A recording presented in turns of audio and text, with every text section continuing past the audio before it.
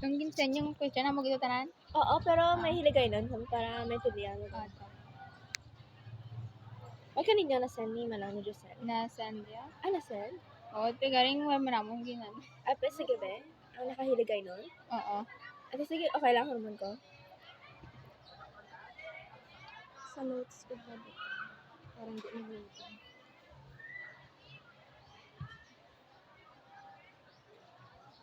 Ate, sige, mo na lang siguro. Sige. Makastart na kita, ha? Mm. 1, 2, 3. Alright. So, good morning. Participant number, sige, okay lang. Participant. Ang pwede kami ka-ask, Danain, full name mo, ano ka grade?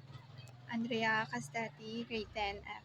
Grade 10. So, our kaman, di ba, nga diya katulad, Yes. gimpili ka namon nga participant namon para sa amon nga qualitative research titled Tale of Beginners Experiences of Transfer Learners, where ang amon research is all about junior high school transfer learners, which ang amon participants example are ikaw, marang pili naman ka, which okay ikaw, di ba? Yes. Sige.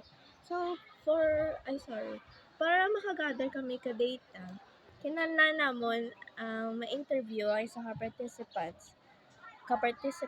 para may i-collect kami nga data para sa amon research. So, sa una namon nga SOP is all about mga experiences ka junior high school.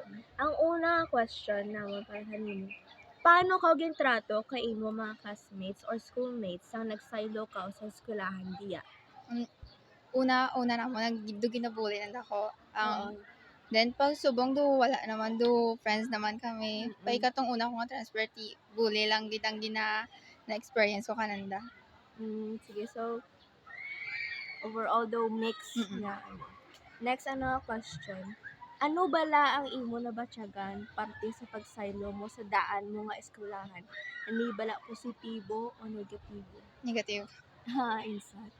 Kay di o kasawa kang mga manners ka iba nga mga kabataan like sa old school ko nga do may respect pay hindi man gid at all di sa nasyo is nga what respect pay iba do wala gid mga muna nga manners. Pwede kami ka-ask kung din ang previous school mo. Rufino RGPSN. Rufino G. Palabrica Senior High School. DN. Sa Dingle. So, bale, somehow negative gid ang pagsaylo mo. Diya kami reasons man ikaw. Mm-mm. Then, third question.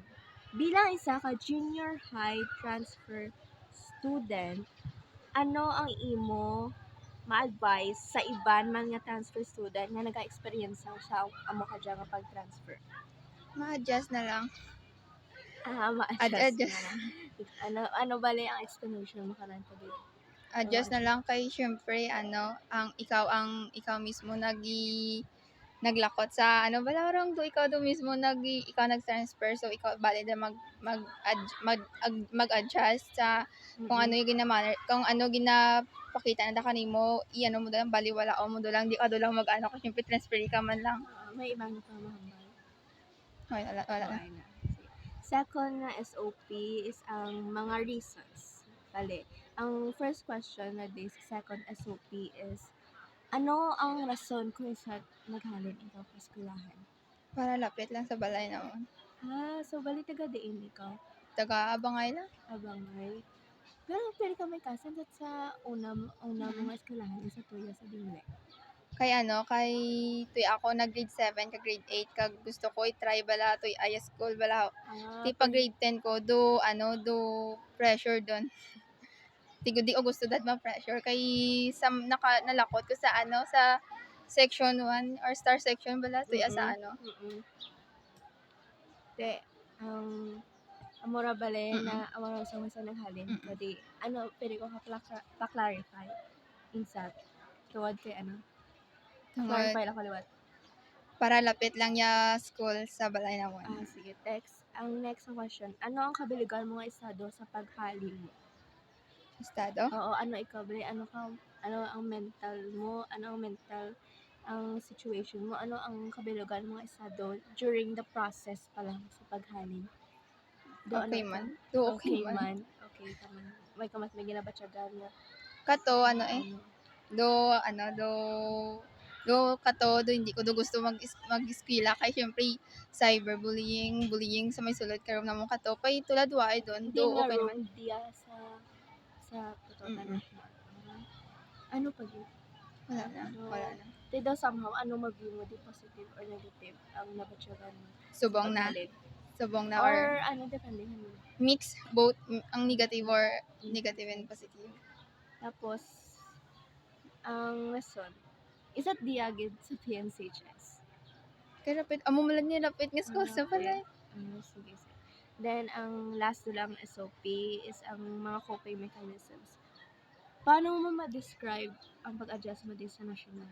Mahapos o kung mabudlay? Mabudlay. Insat, pwede ka as. Budlay kay syempre lain-lain nga attitude nga na ano ko na sa lamuha.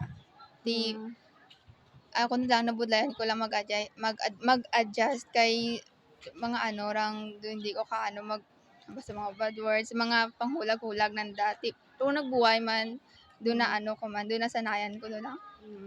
So, somehow, Mm. like it.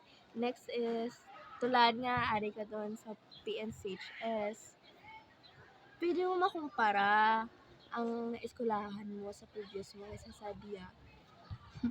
Ano, ang makumpara mo? Sa old sa Oo. old school na do gitsanda sa manners. Tapos in the day iba hindi ko man bimambal tanan wala manners pay half wala half may ara pay tama sa school namon di ko mamamba nga tanan may manners pay mas mas bet ko to sa old school ko. Pero tungod sa mo karan, may mga bagay ka nga kinalan mo pa ma-adjust tungod kay bago yung eskulahan mo sa halin sa previous school na. Wala na nasanay naman. Sige. Ay, ano na patay. Ano na, ang last question. Pwede ka ano? Ay.